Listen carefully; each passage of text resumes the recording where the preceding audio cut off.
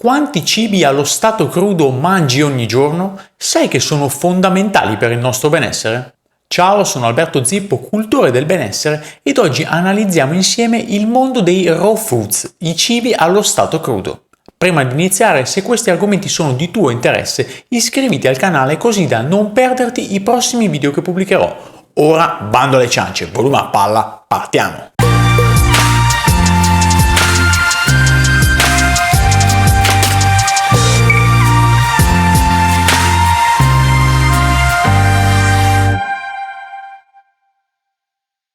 Partiamo subito iniziando a vedere cosa significa il termine crudismo. Il crudismo è stata la prima forma di alimentazione dell'essere umano, basata essenzialmente su bacche e semi che la natura offriva. La dieta crudista invece è stata introdotta per la prima volta dal medico svizzero Maximilian Bircher-Benner, l'inventore del muesli, il quale guarì dall'ittero grazie ad una dieta a base di mele crude. Dopo questo avvenimento, il medico condusse varie ricerche ed esperimenti sull'effetto che una dieta a base di vegetali crudi poteva produrre sulla salute umana, ottenendo ottimi risultati. Partendo da questo punto si è stabilito ciò che ancora oggi viene identificato come crudismo. Come ormai saprai, personalmente non sono a favore di nessun tipo di dieta in particolare. Ripeto spesso che per me la base del benessere è la varietà della propria alimentazione. Siccome però mi è stato chiesto di parlare di questo stile alimentare, è arrivata l'ora di analizzare l'argomento. Il crudismo più radicale assume essenzialmente tre forme. La prima è il crudismo fruttariano. Consiste in un'alimentazione basata sul consumo di frutta ed ortaggi a frutto, come ad esempio il pomodoro. La seconda forma di crudismo è quello vegano. Consiste in una dieta basata su alimenti di origine vegetali non lavorati, che non siano stati trattati oltre i 40 gradi centigradi. Il terzo crudismo è quello più frequente, ovvero quello vegetariano. Da questa dieta sono esclusi la carne ed il pesce e sono invece consentiti quei prodotti di origine animale come il miele, le uova ed il latte. Sono presenti anche forme di crudismo carnivore ed onnivore, oggi però soffermiamoci sulle versioni vegetali, le tre che ho elencato prima.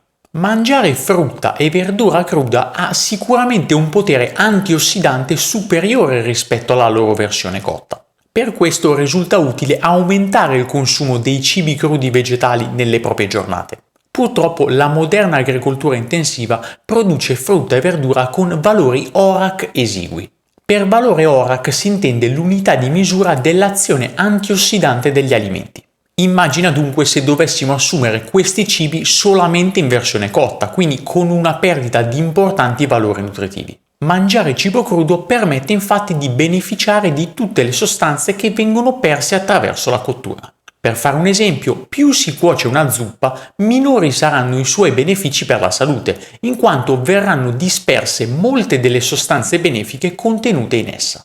Prestare attenzione alle varie metodologie di cottura dunque può essere un ulteriore aiuto per la nostra salute, come ho accennato in passato in un video specifico. Certamente non è necessario essere estremisti, anche la cottura ha alcuni vantaggi.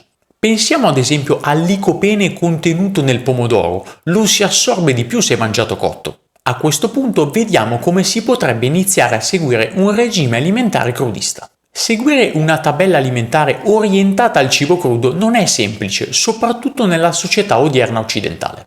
Per avvicinarsi ad un crudismo vegetale, senza però stravolgere le abitudini quotidiane, si può cominciare con l'inserimento di insalata, verdure, frutta e semi ad ogni pasto, aumentando pian piano la quantità e diminuendo contemporaneamente i cibi cotti. È possibile trovare online numerose ricette crudiste, dai primi piatti alle merende, addirittura ai dolci raw. Conosco personalmente una pasticceria a Firenze specializzata in dolci raw che è davvero la fine del mondo.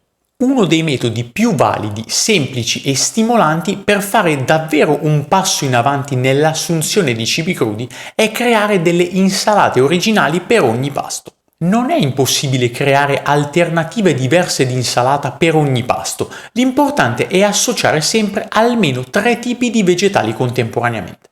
Si possono associare radici o bulbi, come ad esempio carote, finocchi, cipolla e ravanelli. Frutti o fiori, ad esempio pomodori, peperoni, cetrioli e carciofi. Foglie o fusti, ad esempio spinaci, radicchio e sedano. Può essere molto gradevole arricchire il tutto con delle spezie oppure delle erbe aromatiche. Si può aggiungere anche della frutta secca come noci o pinoli, oppure dei semi come quelli di zucca. Anche l'aggiunta delle mele talvolta può aggiungere quel tocco di gusto in più. Per variare un po' si può gustare la versione cruda anche in pinzimonio. Ci tengo a sottolineare una cosa importante. Anche il crudismo può essere inutile e controproducente se effettuato nella maniera sbagliata. Pensare di guadagnare tempo, come spesso capita, acquistando verdura già tagliata al supermercato non ha alcun senso, anzi, abbiamo già visto nelle precedenti puntate che la frutta e la verdura appena tagliate subiscono un processo di ossidazione, di conseguenza si perdono vitamine, antiossidanti ed ovviamente aumentano i radicali liberi, i nostri nemici. È importante dunque tagliare frutta e verdura appena prima di mangiarle.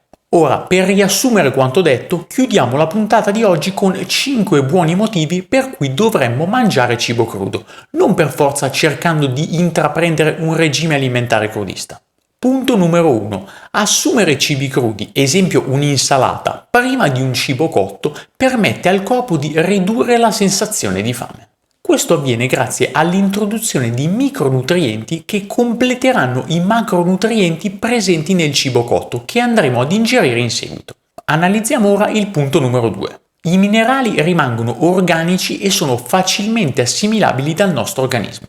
Con alcuni metodi di cottura invece, ad esempio la bollitura, si perde anche il 50% dei minerali presenti nei vegetali che andremo ad assumere.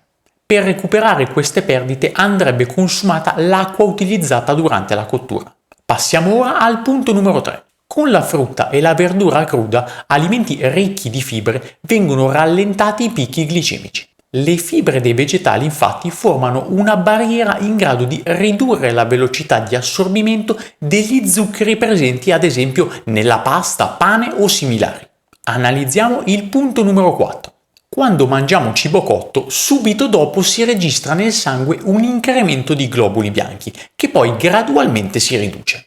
Questa infiammazione indotta dal cibo cotto prende il nome di leucocitosi digestiva, ovvero l'aumento enorme dei globuli bianchi nel sangue. Se invece mangiamo cibo crudo come frutta e verdura cruda, questo fenomeno non si manifesta. L'ultimo punto di oggi, siamo al numero 5.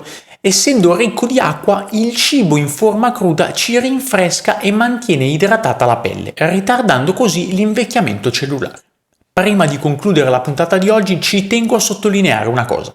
Il crudismo al 100% non corrisponde assolutamente al mio regime alimentare. Sono convinto però che assumere più possibile alimenti crudi possa aiutarci parecchio. Non è difficile iniziare pranzi e cene mangiando un piatto di cibo vegetale crudo prima di una pietanza cotta. I benefici saranno indiscutibili, soprattutto dovuti all'aumento del consumo di cibi dall'elevato potere antiossidante. Ho parlato dell'effetto che i cibi antiossidanti hanno sul nostro organismo in questo video che ti consiglio vivamente di guardare. Spero di esserti stato d'aiuto anche oggi e ci vediamo al prossimo video.